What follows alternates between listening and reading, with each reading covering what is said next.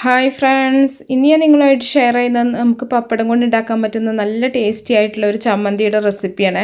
ഇത് മാത്രം മതി ശരിക്കും പറഞ്ഞാൽ നമുക്ക് ചോറ് കഴിക്കാനായിട്ട്, അത്രക്കും ടേസ്റ്റിയാണ്. അപ്പോൾ ഇതെങ്ങനെയാണ് നോക്കിയാലോ. ആദ്യം തന്നെ ഞാനൊരു പാൻ അടുപ്പത്ത് വെച്ചിട്ട് അതിലേക്ക് ആവശ്യത്തിന് വെളിച്ചെണ്ണ ഒഴിക്കുന്നുണ്ട്.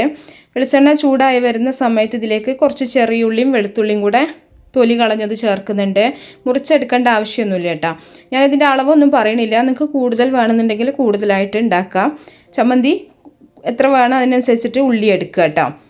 അപ്പോൾ അതൊന്ന് ചെറുതായിട്ടൊന്ന് വഴന്ന് വരുന്ന സമയത്ത് ഇതിലേക്ക് ഒരു 4 വറ്റൽമുളക് ചേർക്കുന്നുണ്ട്. വറ്റൽമുളകും അതുപോലെ തന്നെ നിങ്ങളുടെ എരിവിനും ടേസ്റ്റിനും അനുസരിച്ചിട്ട് നിങ്ങൾക്ക് കൂട്ടിയെടുക്കാം. ഇനി കുറച്ച് തേങ്ങ ചിരകിയതും കൂടെ ഇട്ടിട്ട് നന്നായിട്ടൊന്ന് വറുത്തെടുക്കുന്നുണ്ട്. ഒരുപാട് കളർ മാറോളൊന്നും മൂപ്പിച്ചെടുക്കേണ്ട ആവശ്യമില്ല, എന്നാലും തേങ്ങയുടെ ആ ഒരു പച്ച ടേസ്റ്റ് മാറുന്ന വരെ ഒന്ന് ചെറുതായിട്ടൊന്ന് റോസ്റ്റാക്കി എടുക്കുക. അപ്പോൾ ഒരുപാട് തീ കൂട്ടി വെക്കണ്ട, ഒരു മീഡിയം ഫ്ലെയിമിലിട്ടിട്ട് ഒന്ന് വറുത്തെടുത്താൽ മതി. അപ്പോൾ ഉള്ളിയുടെയും ആ തേങ്ങയുടെ ഒക്കെ നല്ലൊരു സ്മെല്ല് വരുന്ന സമയത്ത് നമുക്ക് തീ ഓഫ് ചെയ്യാം.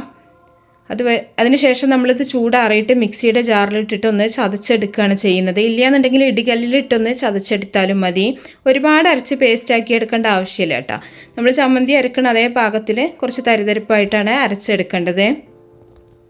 ഇനി നമ്മൾ ആ പാനൊന്ന് കഴുകിയതിന് ശേഷം വീണ്ടും കുറച്ച് വെളിച്ചെണ്ണ ഒഴിച്ചിട്ട് കടുകൊന്ന് പൊട്ടിക്കുന്നുണ്ട്. കടുക് പൊട്ടിയതിന് ശേഷം കുറച്ച് കറിവേപ്പിലയും കൂടെ ചേർത്ത് കൊടുക്കുക. ഇതിലേക്ക് വേണമെന്നുണ്ടെങ്കിൽ നിങ്ങൾക്ക് വറ്റൽമുളക് കഷ്ണങ്ങളാക്കിയത് ചേർത്തിട്ട് മൂപ്പിച്ചെടുക്കുക. ഞാനിവിടെ ചേർക്കണില്ല. ഇനി നമ്മൾ തേങ്ങയുടെ ആ ഒരു മിക്സ് ചതച്ചെടുത്തത് ഇതിലേക്ക് ചേർത്ത് കൊടുക്കുന്നുണ്ട്. അപ്പോൾ ഒരുപാട് അരച്ചെടുത്തിട്ടില്ല കേട്ടോ. ചമ്മന്തിയുടെ ആ ഒരു പാകത്തിനാണ് ഞാൻ അരച്ചെടുത്തിട്ടുള്ളത്. കുറച്ച് വെള്ളം ചേർത്തിട്ടാണ് ഞാൻ അരച്ചെടുത്തിട്ടുള്ളത്. വെള്ളം ചേർക്കാണ്ട് മിക്സിയിൽ അടിച്ചെടുക്കാൻ പറ്റുമെങ്കിൽ അങ്ങനെ ചെയ്യാം. ഇനി ആവശ്യത്തിനുള്ള ഉപ്പും കൂടെ ചേർക്കുന്നുണ്ട്. ഇതിലേക്ക് 1 ടീസ്പൂൺ അച്ചാർ പൊടിയാണ് ഞാൻ ചേർത്തിട്ടുള്ളത്. അച്ചാർ പൊടി ചേർക്കുമ്പോൾ പ്രത്യേക ഒരു ടേസ്റ്റാണ്. അതിലെ കായത്തിൻ്റെയും ഉലുവയുടെയും ജീരകത്തിൻ്റെ ഒക്കെ ടേസ്റ്റുള്ള കാരണം തന്നെ അച്ചാർ പൊടി തന്നെ ചേർക്കുക, അതാണ് അതിന് കൂടുതൽ ടേസ്റ്റ്. അച്ചാർ പൊടി അതുപോലെ നിങ്ങളുടെ ഫ്ലേവറിനനുസരിച്ചിട്ട് നിങ്ങൾക്ക് കൂട്ടിയിട്ടോ കുറച്ചിട്ടോ ഒക്കെ ചേർത്ത് കൊടുക്കാം. എന്നിട്ട് അതിൽ ആ ഒരു തേങ്ങയിലെ ആ ഒരു വെള്ളം വറ്റുന്നവരെ നമ്മളിതൊന്ന് ഇളക്കിക്കൊണ്ടിരിക്കുക. വെള്ളം വറ്റിയതിന് ശേഷമാണ് നമ്മളിതിലേക്ക് പൊരിച്ചെടുത്തിട്ടുള്ള പപ്പടം പൊടിച്ച് ഇതിലേക്ക് ചേർക്കുന്നത്. അപ്പോൾ ആദ്യം നമ്മൾ പപ്പടം ഒന്ന് പൊരിച്ചെടുക്കുക. അതിനുശേഷം നമ്മൾ ഇതിലേക്ക് പൊടിച്ചിട്ട് ചേർത്ത് കൊടുക്കുക കേട്ടോ. ആ ഒരു തേങ്ങയിലെ വെള്ളം നന്നായിട്ടൊന്ന് വലിഞ്ഞതിന് ശേഷം മാത്രമേ നമ്മൾ പപ്പടം ചേർക്കാൻ പാടുള്ളൂ, ഇല്ലെങ്കിൽ പപ്പടം പെട്ടെന്ന് തന്നെ കുഴഞ്ഞു പോവും. ഇനി നമ്മൾ ഉപ്പ് ചേർത്ത സമയം തന്നെ തേങ്ങയിലേക്ക് ആവശ്യത്തിനുള്ള ഉപ്പ് മാത്രം ചേർത്താൽ മതി. പപ്പടം ഉപ്പുള്ളതാണ്, അതുകൊണ്ട് അത് നോക്കിയിട്ട് വേണം നിങ്ങൾ ചേർക്കാൻ കേട്ടോ.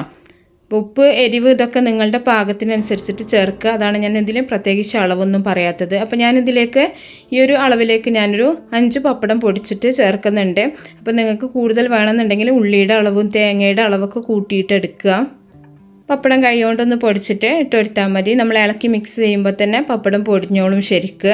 അപ്പോൾ ഇത്രയേ ഉള്ളൂ, വളരെ ഈസി ആയിട്ട് ഉണ്ടാക്കാൻ പറ്റുന്ന നല്ലൊരു ടേസ്റ്റി ആയിട്ടുള്ള പപ്പടത്തിൻ്റെ ഈ ഒരു ചമ്മന്തി എല്ലാവർക്കും ഇഷ്ടപ്പെടും. ഇത് കഞ്ഞിക്കാണെങ്കിലും, ഇതിപ്പോൾ നമ്മൾ രാത്രി കഞ്ഞിയൊക്കെ കുടിക്കുന്നവരാണെന്നുണ്ടെങ്കിൽ കഞ്ഞിയുടെ കൂടെ കഴിക്കാനും ഉച്ചക്ക് ചോറിൻ്റെ കൂടെ കഴിക്കാനൊക്കെ നല്ല ടേസ്റ്റാണ്.